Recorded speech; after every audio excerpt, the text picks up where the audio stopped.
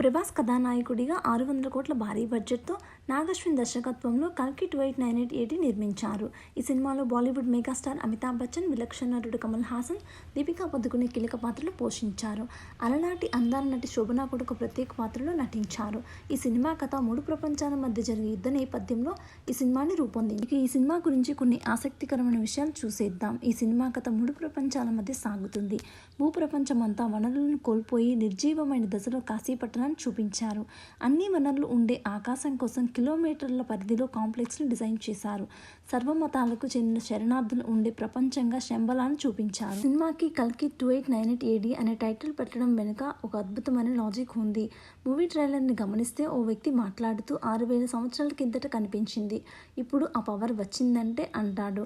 2898 నుంచి 6000 సంవత్సరాలను తీసేస్తే వచ్చేది 3102. ఇది కృష్ణ పరమాత్మ అవతారం ముగించిన సంవత్సరం.